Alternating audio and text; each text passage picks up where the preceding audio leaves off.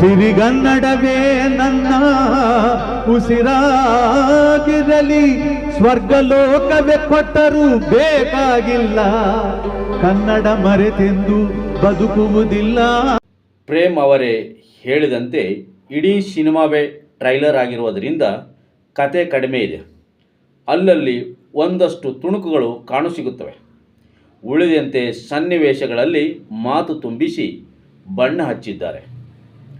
ಇದೊಂಥರ high voltage cinema. ಕೇವಲ ಆ್ಯಕ್ಷನ್ನಲ್ಲಿ ಮಾತ್ರವಲ್ಲ, ಇಲ್ಲಿ ಪ್ರತಿ ಪಾತ್ರಗಳಲ್ಲೂ ಬೂಸ್ಟರ್ ಜೋಶ್ ತಗೊಂಡೇ ನಟಿಸಿದಂತೆ ಇದೆ. ಆ ಮಟ್ಟದ ಜೋಶ್ KD ಸಿನಿಮಾದಲ್ಲಿದೆ. ನಿರ್ದೇಶಕ ಪ್ರೇಮ್ಗೆ ಸೆಂಟಿಮೆಂಟ್ ಮತ್ತು ಆ್ಯಕ್ಷನ್ ಅಂದರೆ ಇಷ್ಟ. ಅವೆರಡನ್ನು ಒಟ್ಟು ಸೇರಿಸಿ ಅದಕ್ಕೊಂದು ಅದ್ಧೂರಿ ಹಿನ್ನೆಲೆ ಕೊಟ್ಟು ಕಟ್ಟಿಕೊಡುವ ಕಲೆ ಅವರಿಗೆ ಕರಗತವಾಗಿದೆ. ಈಗ KDಯಲ್ಲಿಯೂ ಅದನ್ನೇ ಮುಂದುವರಿಸಿದ್ದಾರೆ. ಈ ಬಾರಿ ಪ್ರೇಮ್ ರೆಟ್ರೋ ಕಥೆಯನ್ನು ಆಯ್ಕೆ ಮಾಡಿಕೊಂಡಿದ್ದಾರೆ.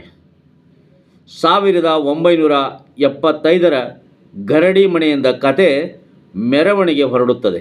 ಹೀಗೆ ಹೊರಟ ಈ ಮೆರವಣಿಗೆ ಊರ ತುಂಬ ಸುತ್ತಾಡಿ ಬಂದು ಕಾಲಭೈರವನ ದರ್ಶನ ನೀಡುವಲ್ಲಿಗೆ ಪ್ರೇಮ್ ಮತ್ತೆ ಸಿಗೋಣ ಎನ್ನುತ್ತಾರೆ.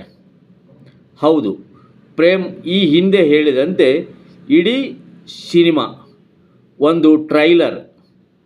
ಚಿತ್ರದಲ್ಲಿ ಸಾಕಷ್ಟು ಪಾತ್ರಗಳು ಬರುತ್ತವೆ. ಆ ಎಲ್ಲ ಪಾತ್ರಗಳನ್ನು ಪರಿಚಯಿಸುತ್ತಾ ಹೋಗಿರುವ ಪ್ರೇಮ್ ಆ ಪಾತ್ರಕ್ಕೊಂದು ಹಿನ್ನೆಲೆ ಇದೆ, ಮುಂದೆ ಆ ಪಾತ್ರಗಳು ಬೆಳೆಯುತ್ತವೆ ಎಂಬ ಸೂಚನೆ ನೀಡಿದ್ದಾರೆ. ಯಾವಾಗ ಬೆಳೆಯುತ್ತವೆ ಎಂದರೆ ಚಿತ್ರದ 2ನೇ ಭಾಗದಲ್ಲಿ.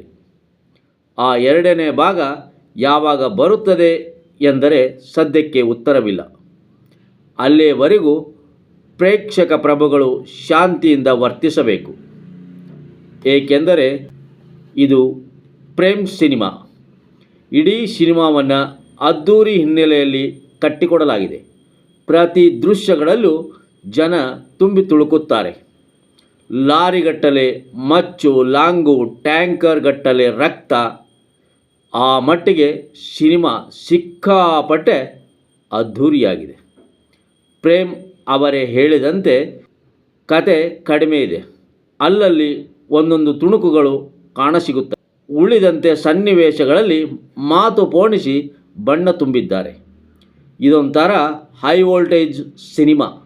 ಕೇವಲ ಆ್ಯಕ್ಷನ್ ಮಾತ್ರವಲ್ಲ, ಮಾತಿನಲ್ಲೂ ಇಲ್ಲಿನ ಪ್ರತಿ ಪಾತ್ರಗಳು ಬೂಸ್ಟರ್ ಡೋಸ್ ತಗೊಂಡೇ ನಟಿಸಿದಂತಿದೆ. ಆ ಮಟ್ಟಿನ ಜೋಶ್ ಸಿನಿಮಾದಲ್ಲಿದೆ. ಚಿತ್ರದ ಮೊದಲಾರ್ಧ ಪ್ರೇಮ್ ಒಳ್ಳೆಯ ಹುಡುಗ, ಕಾಳಿಯ ಹಿನ್ನೆಲೆ, ಮಚ್ಚ ಲಕ್ಷ್ಮಿ ಪ್ರಸಂಗ, ತಕ್ದೇವ್ ಪಟ್ಟುಗಳನ್ನು ತೋರಿಸುವಲ್ಲಿ ಮುಗಿಸಿದ್ದಾರೆ. ದ್ವಿತೀಯಾರ್ಧದಲ್ಲಿ ಖಾಲಿ ಕೈಯಲ್ಲಿ ಓಡಾಡುತ್ತಿದ್ದ ಒಳ್ಳೆಯ ಹುಡುಗ ಕಾಳಿ ಕೈಗೆ ಮಚ್ಚು ಯಾಕೆ ಬರುತ್ತದೆ ಎನ್ನುವುದನ್ನು ಹೇಳಿದ್ದಾರೆ. ಇದಕ್ಕೊಂದು ಫ್ಯಾಮಿಲಿ ಸೆಂಟಿಮೆಂಟ್ ಹಿನ್ನೆಲೆ ಇದೆ. ಹಾಗಂತ ಸಿನಿಮಾ ಇದಕ್ಕೆ ಸೀಮಿತವೇ? ಖಂಡಿತ ಅಲ್ಲ. ಕ್ಲೈಮ್ಯಾಕ್ಸ್ನಲ್ಲಿ ಬೂಟು ಹಾಕಿರುವ ದೊಡ್ಡ ಕಾಲೊಂದು ಎಂಟ್ರಿ ಕೊಡುತ್ತದೆ. ಕಾಲಭೈರವನ ದರ್ಶನ ಆಗುತ್ತದೆ.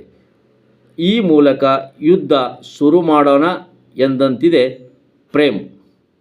ಹಾಗಾಗಿ ಮೊದಲ ಭಾಗಕ್ಕಿಂತ 2ನೇ ಭಾಗದಲ್ಲಿ ಆ್ಯಕ್ಷನ್ ಭಯಂಕರವಾಗಿದೆ ಎಂಬ ಸುಳಿವು ನೀಡಿದ್ದಾರೆ. ಇಡೀ ಸಿನಿಮಾವನ್ನು ಪ್ರೇಮ್ ಶೆಟ್ಟಿನಲ್ಲಿ ಕಟ್ಟಿಕೊಟ್ಟಿದ್ದಾರೆ. ಕೋಟಿಗಟ್ಟಲೆ ಖರ್ಚು ಮಾಡಿರುವ ಶೆಟ್ಗಳನ್ನು ಚಿತ್ರದಲ್ಲಿ ಇನ್ನಷ್ಟು ಚೆನ್ನಾಗಿ ಬಳಸಿಕೊಳ್ಳಬಹುದಿತ್ತು. ಬುಡಾಪೆಸ್ಟ್ನಲ್ಲಿ ಮಾಡಿದ ಸಂಗೀತಕ್ಕಂತೂ ಮಚ್ ಲಕ್ಷ್ಮಿ ಜೊತೆ ಗಮನ ಸೆಳೆಯುತ್ತದೆ. ನಾಯಕ ಧ್ರುವ ಸರ್ಜಾ ತಾನೊಬ್ಬ ಆ್ಯಕ್ಷನ್ ಹೀರೋ ಆದರೂ ಆ ಇಮೇಜ್ ಬಿಟ್ಟು ಕ್ಲೈಮ್ಯಾಕ್ಸ್ವರೆಗೂ ಹೊಸ ಶೇಡ್ನಲ್ಲಿ ನಟಿಸಿದ್ದಾರೆ.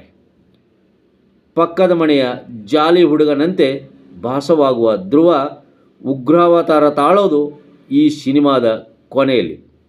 ಇಡೀ ಸಿನಿಮಾದಲ್ಲಿನ ಧ್ರುವ ಅವರ ಎನರ್ಜಿಗೆ ಮೆಚ್ಚುಗೆ ಸೂಚಿಸಬಹುದು. ಅಭಿಮಾನಿಗಳಿಗೆ ಬೇಕಾದ ಡೈಲಾಗ್, ಫನ್, ರೈಡ್, ಆ್ಯಕ್ಷನ್ ಎಲ್ಲದರಲ್ಲೂ ಧ್ರುವ ಮಿಂಚಿದ್ದಾರೆ. ನಾಯಕಿ ರಿಷ್ಮಾ ಮಚ್ ಲಕ್ಷ್ಮಿ ಬಜಾರಿ ಪಾತ್ರದಲ್ಲಿ ಕಾಣಿಸಿಕೊಂಡಿದ್ದಾರೆ. ಸಂಜಯ್ ದತ್ ಖಡಕ್ ವಿಲನ್ ಆಗಿದ್ದಾರೆ. ರಮೇಶ್ ಅರವಿಂದ್ ಪಾತ್ರಕ್ಕೊಂದು ಟ್ವಿಸ್ಟ್ ನೀಡಿದ್ದಾರೆ. ಪ್ರೇಮ್ ಚಿತ್ರದಲ್ಲಿ ರವಿಚಂದ್ರನ್ ಪಾತ್ರಕ್ಕೆ ಹೆಚ್ಚಿನ ಪ್ರಾಮುಖ್ಯತೆ ಏನೂ ಇಲ್ಲ. ಕೆಲವು ದೃಶ್ಯಗಳಲ್ಲಿ ಕಾಣಿಸಿಕೊಂಡಿದ್ದಾರೆ. ರವಿಶಂಕರ್, ಸುಚೇಂದ್ರ ಪ್ರಸಾದ್, ಶಿಲ್ಪಾ ಶೆಟ್ಟಿ, ಮಾನಸಿ, ಸುಧೀರ್, ಯಶ್ ಶೆಟ್ಟಿ ಸೇರಿದಂತೆ ಇತರರು ಅವರವರ ಪಾತ್ರಕ್ಕೆ ನ್ಯಾಯ ಒದಗಿಸಿದ್ದಾರೆ. ವಿಶೇಷ ಅತಿಥಿ ಪಾತ್ರದಲ್ಲಿ ಸುದೀಪ್ ಅವರು ನಟಿಸಿದ್ದಾರೆ. ಈ ಕೇಡಿ ಚಿತ್ರ ಈ ವಾರ ರಿಲೀಸ್ ಆಗಿದೆ. ಸುಮಾರು 200ಕ್ಕಿಂತ ಅಧಿಕ ಥಿಯೇಟರ್ಗಳಲ್ಲಿ. ಕನ್ನಡ ಪ್ರೇಕ್ಷಕರೇ, ಚಿತ್ರವನ್ನು ನೋಡಿ ಹಾರೈಸಿ ನಿಮ್ಮ ಅಭಿಪ್ರಾಯವನ್ನು ತಿಳಿಸಿ.